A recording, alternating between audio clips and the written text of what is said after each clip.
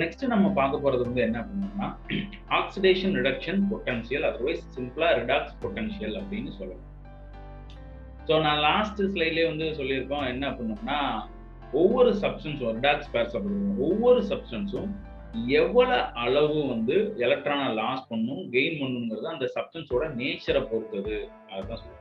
So that means the tendency, அதோட சப்ஸ்டன்ஸோட டெண்டன்சியை பொறுத்து தான் என்ன ஆகும், எவ்வளவு எலக்ட்ரானை லாஸ் பண்ணும் கெயின் பண்ணும் அப்படிங்கிறது வந்து தீர்மானிக்கும் அப்படின்னு சொல்லியிருக்கோம். ஸோ அதை மெஷர்மெண்ட் பண்ணக்கூடிய ஒரு மெஷரிங் யூனிட் தான் வந்து என்ன சொல்றது, இந்த ரிடாக்ஸ் பொட்டன்ஷியல் அப்படின்னு சொல்லக்கூடியது. ஸோ இதை சிம்பிளா நம்ம எப்படி புரிஞ்சுக்கலாம் அப்படின்னோம்னா, ஸோ இப்போ நம்ம இருக்கிற சொசைட்டியை வந்து ஒரு எக்கனாமிக்ஸ் வைஸா வந்து டிவைட் பண்ணோம் அப்படின்னா அப்படி எப்படி டிவைட் பண்ணுவோம். ஸோ இவங்கெல்லாம் வந்து ஹை கிளாஸ் பீப்புள்ஸ், அவங்களால வந்து ரொம்ப பணத்தை தனியாக செலவழிப்பாங்க அப்படிங்கிற மாதிரி சொல்லுவோம். தென் அதுக்கப்புறம் வந்து மிடில் கிளாஸவே upper middle class, lower middle class, அதுக்கப்புறம் புவர் அப்படிங்கிற மாதிரி நம்ம எக்கனாமிக் பேஸ்ல வந்து என்ன பண்ணுவோம், டிவைட் பண்ணுவோம். ஸோ அதுவே நம்ம இங்கே எக்ஸாம்பிள் எடுத்துக்கலாம். ஸோ ஒரு ஹை கிளாஸ் பீப்புள்ஸுக்கு வந்து என்ன பண்ணோம்னா they having a tendency to spend more. அவங்க வந்து என்ன பண்ணோம்னா அவங்களுக்கு இருக்கக்கூடிய மணி வந்து they can spend, ரொம்ப அளவு அவங்களால என்ன பண்ண முடியும், ஸ்பெண்ட் பண்ண முடியும்.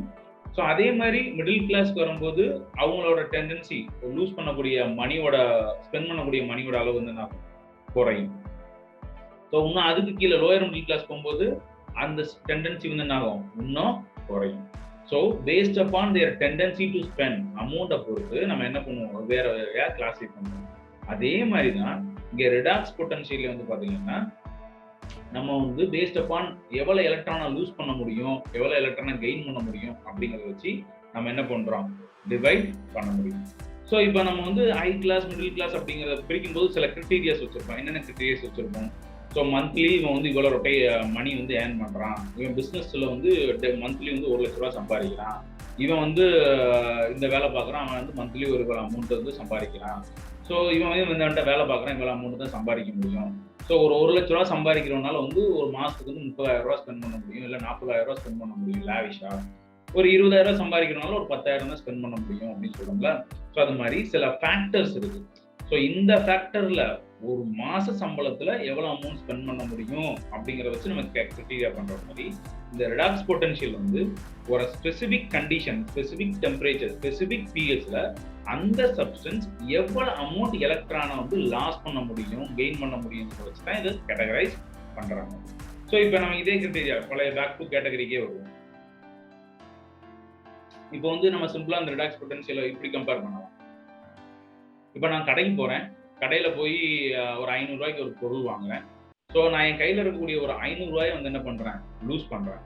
ஸோ நான் லூஸ் பண்றேன் அப்படிங்கிறது வந்து என்னது, ஒரு வேல்யூ. அதே நேரத்துல அந்த கடைக்காரனோட ஆங்கிள் இருந்து பார்த்தோம் அப்படின்னா நான் லூஸ் பண்ண அமௌண்ட் தான், பட் ஆனால் அது என்ன ஆகல, காணாம போகல. நான் லூஸ் பண்ண அமௌண்ட் அவனுக்கு என்ன ஆயிருக்கு, கெயின் ஆயிருக்கு. ஸோ அப்போ ஆக்சிடேஷன்ங்கிறது வந்து I am going to lose some electrons. நான் 500 ரூபாயை ஸ்பெண்ட் பண்றேன், அந்த 500 ரூபா வந்து கடைக்காரனுக்கு யாருக்கு ரிடக்ஷன் ஆகக்கூடிய அந்த சப்ஸ்டன்ஸ் வந்து கெயின், அவன் வந்து இந்த 500 ரூபாய் எடுத்துக்கிறான், it's going to gain. So ஒரு சப்ஸ்டன்ஸ் வந்து எவ்வளவு அமௌண்ட் நான் லாஸ் பண்ண முடியும், எவ்வளவு அமௌண்ட் அவன் கெயின் பண்ண முடியும் அப்படிங்கறது ஒரு மெஷர்மெண்ட் வேல்யூ தான் வந்து என்னது, ரிடாக்ஸ் பொட்டன்ஷியல். ஸோ இப்போ இந்த எக்ஸாம்பிள் எல்லாம் நம்ம இப்படியே வச்சுக்கிட்டு இதோட என்ன பண்ணலாம், இப்போ நம்ம பார்க்கக்கூடிய டெஃபினிஷன்ல பொருத்தி பார்க்கலாம். ஓகேவா? ஸோ ரிடாக்ஸ் பொட்டன்ஷியல்னா என்ன பண்ணணும்னா as per the definition is a quantitative measure of the tendency of redox pair to lose or gain electrons. So அப்போ இது என்னது, ஒரு குவான்டிடேட்டிவ் மெஷர்மெண்ட். என்னது, அவன் எவ்வளவு ஸ்பெண்ட் பண்ண முடியும்னா ஒரு measurement.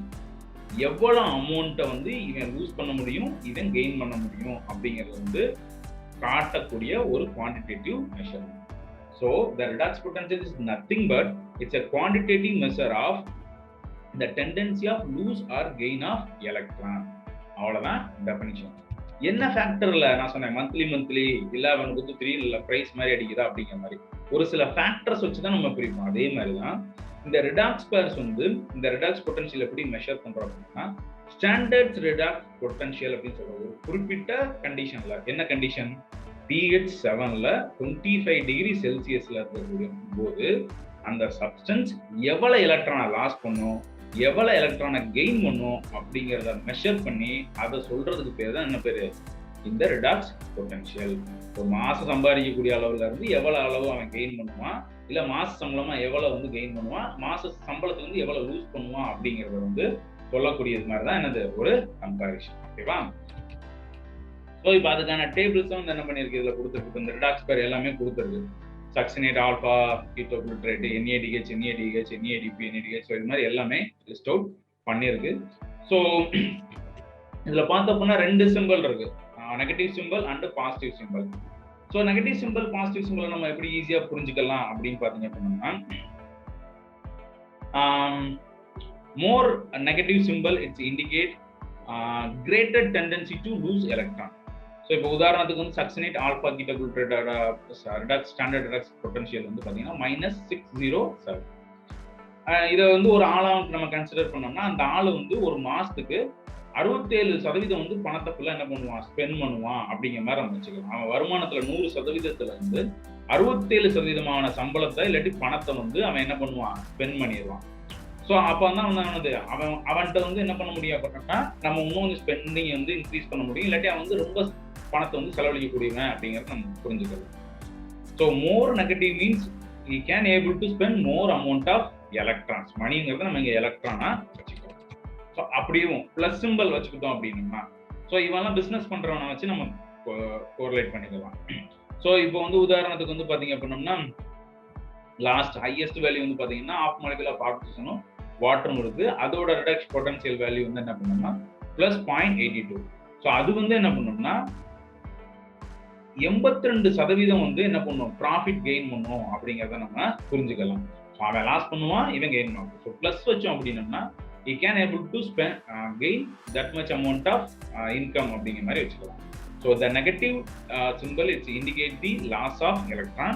Positive symbol is going to indicate the gain of electron. That means accept of electrons ன்னு நம்ம புரிஞ்சுக்கலாம். ஸோ இப்போ இந்த எலக்ட்ரான் ஃப்ளோ வந்து எப்படி இருக்கு அப்படின்னோம்னா, இப்போ இதே மாதிரி தான் அப்போ அந்த பழைய கம்பேரிசனுக்கு வருவோம். ஒருத்தன் அதிகமாக ஸ்பெண்ட் பண்ணிட்டே இருப்பான், அந்த பணம் உள்ள அதிகமாக சம்பாதிக்கிறவன் தான் போய்கிட்டே இருக்கும். That means more negative value இருக்கக்கூடிய ஸ்பெண்ட் பண்ணக்கூடிய வந்து பணத்தை ஸ்பெண்ட் பண்ணிக்கிட்டே இருப்பான். அது ஃபுல்லா யாருக்கு போகும் அப்படின்னோம்னா, ரொம்ப பணக்காரனுக்கே என்ன ஆகிட்டு இருக்கும், திருப்பி திருப்பி போய்கிட்டே இருக்கும். ஸோ அதே மாதிரி தான். So more number of electrons is going to the more positive value.